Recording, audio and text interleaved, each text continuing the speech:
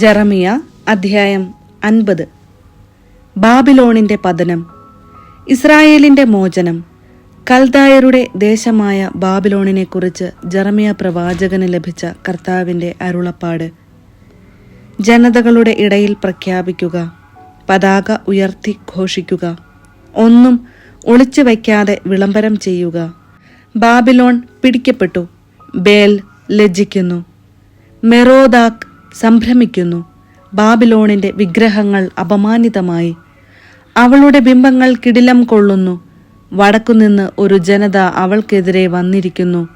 അവർ അവളുടെ ദേശം ശൂന്യമാക്കും, ആരും അവിടെ വസിക്കുകയില്ല. മനുഷ്യരും മൃഗങ്ങളും പലായനം ചെയ്യും. ആ ദിവസം വരുമ്പോൾ ഇസ്രായേലും യൂദായും വിലപിച്ചുകൊണ്ട് തങ്ങളുടെ ദൈവമായ കർത്താവിനെ അന്വേഷിച്ച് ഒന്നിച്ചു കൂടും. അവർ സിയോനിലേക്ക് തിരിഞ്ഞ് അങ്ങോട്ടുള്ള വഴി ആരായും. അവർ പറയും, വരുക, അവിസ്മരണീയമായ ഒരു ശാശ്വത ഉടമ്പടി നമുക്ക് കർത്താവുമായി ചെയ്യാം. ഇടയന്മാർ വഴിതെറ്റിച്ച് മലകളിൽ ചിതറി നഷ്ടപ്പെട്ട ആടുകളാണ് എൻ്റെ ജനം. അവ മലകളും കുന്നുകളും താണ്ടി തങ്ങളുടെ ആല മറന്നുപോയി. കണ്ടവർ അവയെ വിഴുങ്ങി. അവയുടെ ശത്രുക്കൾ പറഞ്ഞു, തങ്ങളുടെ പിതാക്കന്മാരുടെ യഥാർത്ഥമായ അഭയവും പ്രത്യാശയുമായ കർത്താവിനെതിരെ അവർ പാപം ചെയ്തു. അതിനാൽ ഞങ്ങൾക്ക് കുറ്റമില്ല. ബാബിലോണിൽ നിന്ന് ഓടിപ്പോകുവിൻ.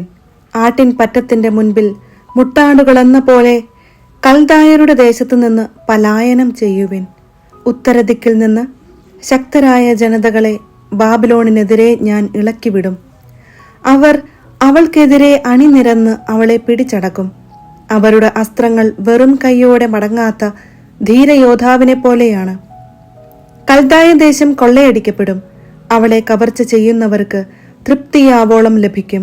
എന്റെ അവകാശമായ ജനത്തെ കൊള്ളയടിച്ചവരെ, നിങ്ങൾ സന്തോഷിക്കുകയും വിജയഭേരി മുഴക്കുകയും ചെയ്യുന്നെങ്കിലും നിങ്ങൾ പുൽത്തകിടിയിൽ കൂത്താടി നടക്കുന്ന പശുക്കിടാവിനെ പോലെയും ഹേഷാരവം മുഴക്കുന്ന കുതിരകളെപ്പോലെയും ആണെങ്കിലും നിങ്ങളുടെ മാതാവ് അത്യധികം ലജ്ജിതയാകും. നിങ്ങളെ പ്രസവിച്ചവൾക്ക് അപകീർത്തിയുണ്ടാകും.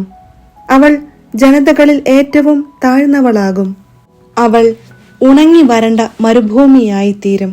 കർത്താവിന്റെ ക്രോധം നിബദിച്ചതിനാൽ അവിടെ ആരും വസിക്കുകയില്ല. അത് തീർത്തും ശൂന്യമാകും. ബാബിലോണിലൂടെ കടന്നു പോകുന്നവർ ഭയപ്പെടും.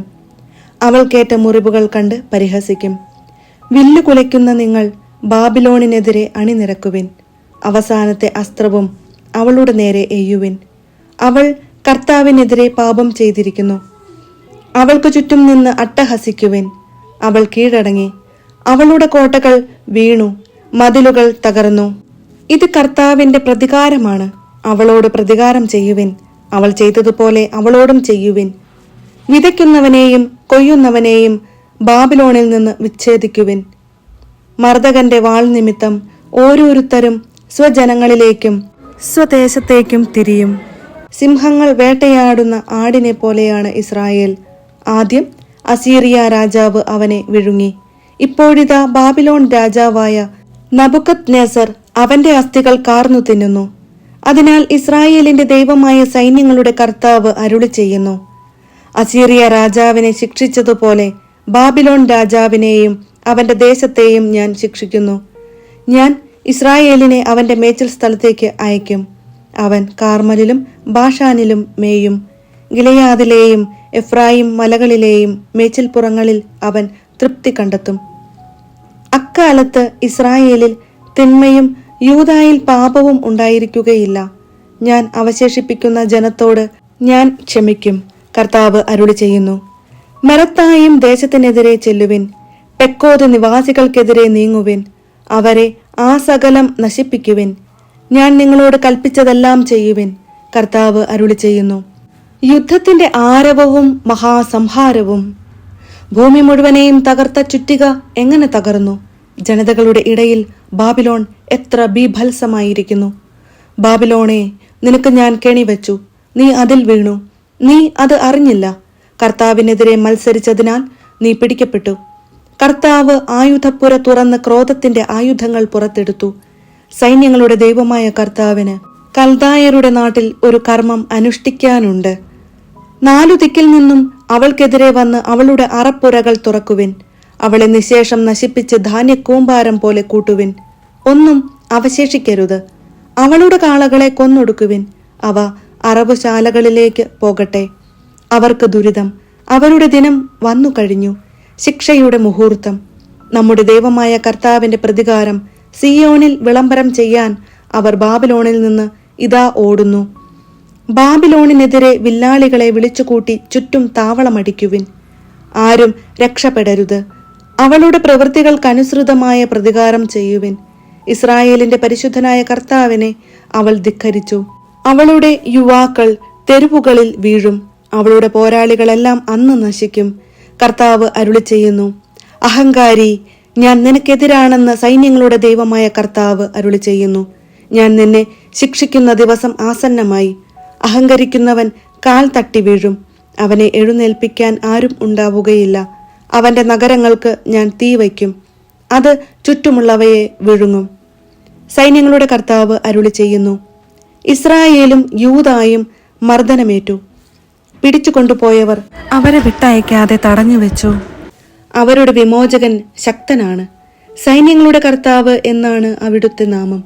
ഭൂമിക്ക് സ്വസ്ഥതയും ബാബിലോണിന് അസ്വസ്ഥതയും വരുത്തുന്നതിന് അവൻ അവർക്കു വേണ്ടി വാദിക്കും. കൽദായരുടെ മേൽ, ബാബിലോൺ നിവാസികളുടെ മേൽ, അവളുടെ രാജാക്കന്മാരുടെയും ജ്ഞാനികളുടെയും മേൽ ഇതാ ഒരു വാൾ. ശകുനക്കാരുടെ മേൽ വാൾ, അവർ വിഡ്ഢികളാകും. യോദ്ധാക്കളുടെ മേൽ വാൾ, അവർ നിർമൂലമാകും. അവളുടെ കുതിരകളുടെയും രഥങ്ങളുടെയും മേൽ വാൾ, അവളുടെ ഇടയിലെ വിദേശ സൈന്യത്തിന്റെ മേൽ വാൾ, അവർ അബലകളെ പോലെയാകും. അവളുടെ സമ്പത്തിന്റെ മേൽ വാൾ, അവ കൊള്ളയടിക്കപ്പെടും. അവളുടെ ജലാശയങ്ങളുടെ മേൽ കൊടും വേനൽ, അവ വരണ്ടുപോകും. അത് വിഗ്രഹങ്ങളുടെ നാടാണ്. ബിംബങ്ങളെ ചൊല്ലി അവർ മതിച്ചിരിക്കുന്നു. ബാബിലോണിൽ വന്യമൃഗങ്ങളും കുറുനരികളും ഒട്ടകപക്ഷികളും വിഹരിക്കും. അവിടെ ആരും ഒരിക്കലും വസിക്കുകയില്ല. ദൈവം തകർത്ത സോദോമിനെയും ഗൊമോറായെയും സമീപ നഗരങ്ങളെയും പോലെ അവിടെയും ആരും വസിക്കുകയില്ല. സഞ്ചാരികൾ തങ്ങുകയുമില്ല. കർത്താവ് അരുളി ചെയ്യുന്നു, ഇതാ വടക്കുനിന്ന് ഒരു ജനത വരുന്നു, ശക്തമായ ഒരു ജനം. അനേകം രാജാക്കന്മാർ ദിഗന്ധങ്ങളിൽ നിന്ന് ഇളകി വരുന്നു. അവർ വില്ലും കുന്തവും ഏന്തിയിരിക്കുന്നു. അവർ കരുണയില്ലാത്ത ക്രൂരന്മാരാണ്. സമുദ്രത്തെ പോലെ അവർ ഗർജിക്കുന്നു. ബാബിലോൺ പുത്രി, പോരാളിയെപ്പോലെ പടക്കോ പണിഞ്ഞ് അവർ നിനക്കെതിരെ കുതിരപ്പുറത്തു വരുന്നു. ബാബിലോൺ രാജാവ് ഈ വാർത്ത കേട്ടു. അവന്റെ കരങ്ങൾ കുഴഞ്ഞു. പ്രസവ വേദന അടുത്തവളെ പോലെ അവൻ കഠിന വേദനയാൽ പുളഞ്ഞു. ജോർദാൻ വനങ്ങളിൽ നിന്ന് പച്ച പിടിച്ച മേച്ചിൽ പുറങ്ങളിൽ ചാടി വീഴുന്ന സിംഹത്തെ പോലെ ഞാൻ അവരെ ഓടിച്ചു കളയും. എനിക്ക് ഇഷ്ടമുള്ളവനെ ഞാൻ അവളുടെ മേൽ നിയമിക്കും. എനിക്ക് തുല്യനായി ആരുണ്ട്? ആര് എന്നോട് കണക്ക് ചോദിക്കും? ഏത് ഇടയനാണ് എന്റെ മുൻപിൽ നിൽക്കാൻ കഴിയുക? ബാബിലോണിനെതിരെ, കൽദായരുടെ ദേശത്തിനെതിരെ കർത്താവ് നിശ്ചയിച്ചിട്ടുള്ള കാര്യങ്ങൾ കേൾക്കുവിൻ. അവരുടെ ആട്ടിൻപറ്റത്തിലെ കുഞ്ഞാടുകൾ വലിച്ചിഴക്കപ്പെടും. അവരുടെ ദുർവിധി കണ്ട് മേച്ചിൽ പുറങ്ങൾ ഭയചകിതമാകും. ബാബിലോണിന്റെ പതനത്തിൽ ഭൂമി വിറയ്ക്കും. അവളുടെ നിലവിളി ജനതകൾക്കിടയിൽ മുഴങ്ങും.